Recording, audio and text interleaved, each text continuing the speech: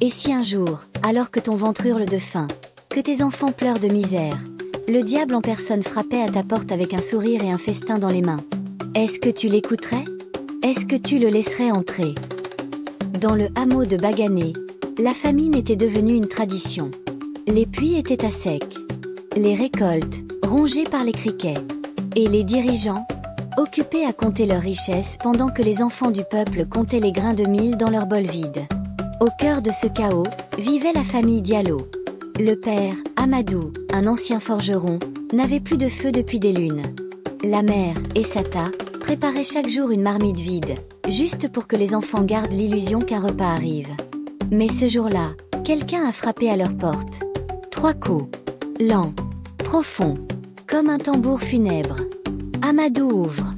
Devant lui, un homme vêtu d'un grand boubou rouge, un sourire plus large que le ciel, des yeux qui brillent comme 2 lanternes dans la nuit. Il parle doucement. Je m'appelle Mba, marchand de solutions. Dans son sac, du riz, du sucre, de la viande séchée, du beurre de karité. Un festin. Un miracle. Mais il tend aussi un papier. Un contrat. Je donne à manger à votre famille. Mais en retour, je vous rendrai visite dans 7 jours. Et vous me donnerez ce que vous avez de plus précieux. Sans réfléchir, sans lire, Amadou signe. Parce que la faim parle plus fort que la raison. Pendant une semaine, la maison des Diallo devient un palais. On entend des rires. On sent les épices. On oublie la misère. Le village murmure. Certains jalousent. D'autres s'interrogent. Mais personne ne pose de questions. Parce que personne ne veut savoir ce que cache un miracle. Mais Tessata, elle sentait quelque chose. Elle regardait l'homme rouge à travers la fenêtre. Il passait chaque nuit, juste devant leur maison, comme un chacal surveillant sa proie. Le 7e jour arrive. À minuit, Mba revient. Il n'a plus le sourire. Son regard est vide. Il parle sans émotion. Il est temps. Amadou, tremblant. Mais, que veux-tu prendre? Le diable montre l'enfant cadet, Moussa, 6 ans. Il est ce que vous avez de plus précieux. S'ensuit un déchirement.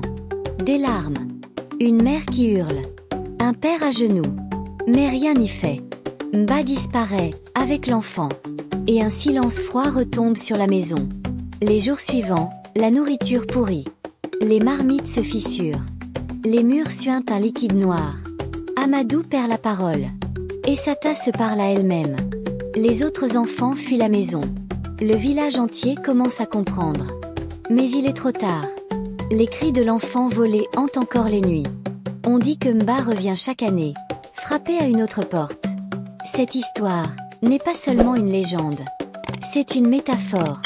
Le diable, c'est le pouvoir corrompu, les fausses promesses, les solutions faciles dans les temps de crise. Il frappe à nos portes quand nous avons le moins. Et il prend ce que nous avons de plus cher. Notre humanité, notre futur, nos enfants. La faim peut te pousser à faire des pactes.